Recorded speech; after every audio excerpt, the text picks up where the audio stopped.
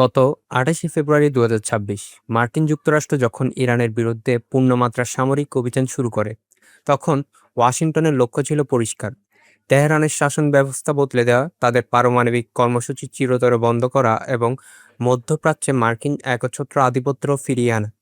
পেন্টাগনের বিশ্বাস ছিল কয়েক সপ্তাহের প্রচণ্ড বিমান হামলায় ইরান আত্মসমর্পণ করতে বাধ্য হবে। কিন্তু আজ ২১শে জুন ২০২৬, যুদ্ধ শুরুর মাত্র ৩.৫ মাসের মাথায় বিশ্ব রাজনীতিতে ঘটে গেছে ইতিহাসের সবচেয়ে বড় মোড়। গত ১৭ই জুন পাকিস্তানের ইসলামাবাদে মার্কিন যুক্তরাষ্ট্র এবং ইরান একটি ১৪ দফা সমঝোতা স্মারক সই করেছে। এটি একটি সাধারণ যুদ্ধবিরতি মনে হলেও আন্তর্জাতিক বিশ্লেষক এবং CNN এর অফিসিয়াল ডকুমেন্ট ঘেঁটে দেখা যাচ্ছে এই ১৪ দফার প্রতিটি লাইনে লুকিয়ে আছে আমেরিকার এক বিশাল ভূ-রাজনৈতিক পিছুটান বা পরাজয়।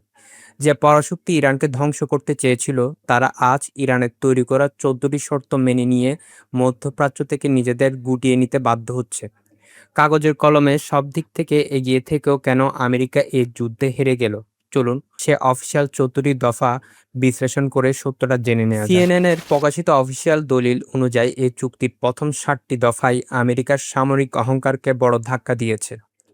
১ নম্বর দফায় বলা হয়েছে সব ফ্রন্টে স্থায়ীভাবে সামরিক অভিযান বন্ধ হবে, যার মধ্যে লেবাননও অন্তর্ভুক্ত।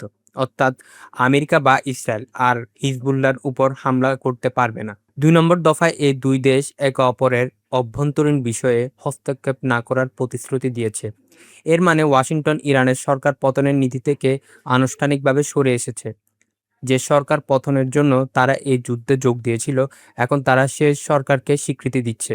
৩ নম্বর দফায় বড় ধাক্কাটি আসে আকাশসীমার উপর।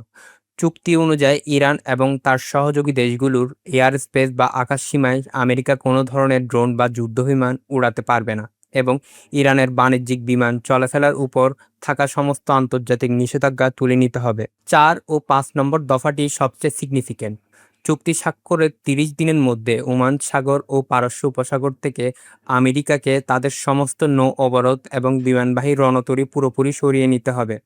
আর হরমুজ প্রণালী দিয়ে ইরান মাত্র ৬০ দিনের জন্য বাণিজ্যিক জাহাজ চলাচলের অনুমতি দেবে, যার স্থায়ী নিয়ন্ত্রণ থাকবে শুধু ইরান ওমানের হাতে। এখানে আমেরিকার কোনো ভূমিকা থাকবে না। ৬ ও ৭ নম্বর দফায় বড় অর্থনৈতিক বাধ্যবাধকতা।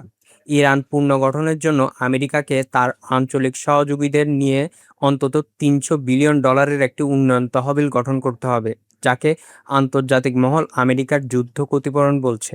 পাশাপাশি ইরানের উপর থাকা সমস্ত ৪১ বছরের নিষেধাজ্ঞা তুলে নেয়ার স্পষ্ট সময়সূচি তৈরি করতে হবে। ৮ ও ১০ নম্বর দফা অনুযায়ী আগামী ১৫ দিনের মধ্যে দুই দেশের সমস্ত পলিটিক্যাল বা রাজনৈতিক বন্দী মুক্তি পাবে, এবং দুই দেশ একে অপরের বিরুদ্ধে কোনো প্রকার সাইবার অ্যাটাক বা গোপন ধ্বংসাত্মক কার্যক্রম চালাতে পারবে না।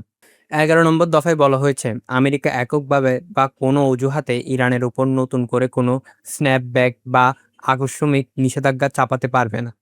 ১২ নম্বর দফায় ইয়েমেনের উপর থেকে সমস্ত মার্কিন ও ব্রিটিশ নিষেধাজ্ঞা তুলে নেয়ার কথা বলা হয়েছে, যার বিনিময়ে ইরান লোহিত সাগরে বাণিজ্যিক জাহাজের নিরাপদ যাতায়াত নিশ্চিত করতে মধ্যস্থতা করবে। ১৩ নম্বর দফায় পারমাণবিক ইস্যু।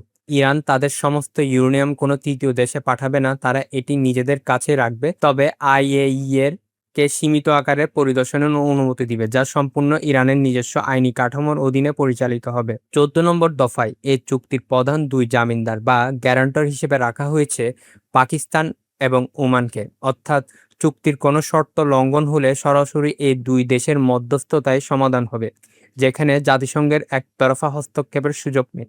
এখন এখন প্রশ্ন হচ্ছে, বিশ্বের সবচেয়ে শক্তিশালী মিলিটারি কেন ইরানের এই ১৪টি কঠিন শর্ত মেনে নিতে বাধ্য হলো? আল জাজিরা এবং আন্তর্জাতিক থিঙ্ক ট্যাঙ্কগুলোর রিপোর্ট বিশ্লেষণ করলে ৩টি মূল কারণ সামনে আসে। প্রথমত, অর্থনৈতিক ট্র্যাপ বা এনার্জি ক্রাইসিস। যুদ্ধের শুরুতে ইরান হরমুজ প্রণালী ব্লক করে দেয়ায় বিশ্ববাজারে তেলের দাম হু হু করে বেড়ে প্রতি ব্যারেল সর্বোচ্চ $১২৬ গিয়ে ঠেকেছিল।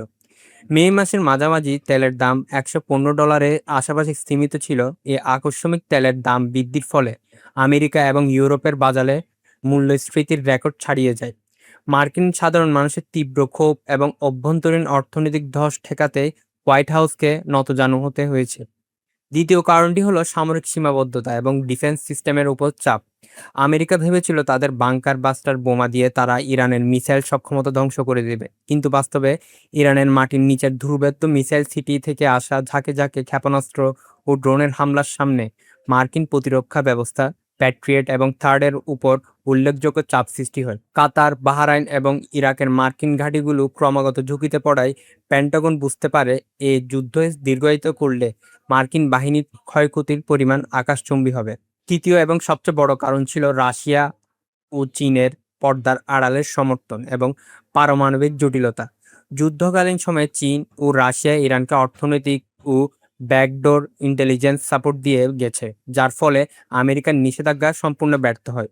সবচেয়ে বড় কথা, আমেরিকা যুদ্ধ শুরু করেছিল যাতে ইরান পারমাণবিক অস্ত্র তৈরি করতে না পারে, কিন্তু যুদ্ধের বিশৃঙ্খলার সুযোগ নিয়ে এবং আইএইই এর নজরদারি না থাকায় ইরান তাদের ইউরেনিয়াম সমৃদ্ধকরণকে এমন এক পর্যায়ে নিয়ে গেছে যা তাদেরকে পারমাণবিক সক্ষমতার আরও কাছাকাছি পৌঁছে দিয়েছে। সামরিক শক্তির প্রয়োগ করে ইরানের নিউক্লিয়ার প্রোগ্রাম বন্ধ করার মার্কিন লক্ষ্যটি বাস্তবে হিতে বিপরীত হয়েছে। 2015 সালের ওবামা আমলের জেসিপিওএ চুক্তি ইরানের উপর অনেক বাধ্যবাধকতা ছিল, কিন্তু 2026 সালের এই ইসলামাবাদ মেমোরেন্ডাম ইরানকে গত 40 বছরের মধ্যে সবচেয়ে শক্তিশালী অবস্থানে নিয়ে গেছে। মার্কিন প্রশাসন হয়তো এটিকে একটি সাধারণ যুদ্ধবিরতির দলিল বলে প্রচার করার চেষ্টা করছে, কিন্তু অফিসিয়াল ডকুমেন্টের শর্তগুলো মিথ্যা বলে না। 2026 সালের এই 3.5 মাসের সংঘাত প্রমাণ করেছে যে বর্তমান বহুমুখী বিশ্বে বা মাল্টিপোলার ওয়ার্ল্ডে কেবল সামরিক শক্তি দিয়ে কোনো আঞ্চলিক পরাশক্তিকে রাতারাতি উপড়ে ফেলা সম্ভব না। সঠিক স্ট্র্যাটেজি এবং বিশ্ব অর্থনীতির চাবিকাঠি হাতে থাকলে একটি অবরুদ্ধ দেশও বিশ্ব পরাশক্তিকে আলোচনার টেবিলে বসাতে পারে। মধ্যপ্রাচ্যের এই দীর্ঘ লড়াইয়ের দিন শেষে জয় হলো তেহরানেরই। এই চুক্তি কি মধ্যপ্রাচ্যে স্থায়ী শান্তি আনবে, নাকি এটি আমেরিকার সামরিক পিছুটা? কমেন্ট করে আপনার মতামত জানান। ভিডিওটি ভালো লাগলে লাইক এবং শেয়ার করতে ভুলবেন না। দেখা হবে পরের ভিডিওতে।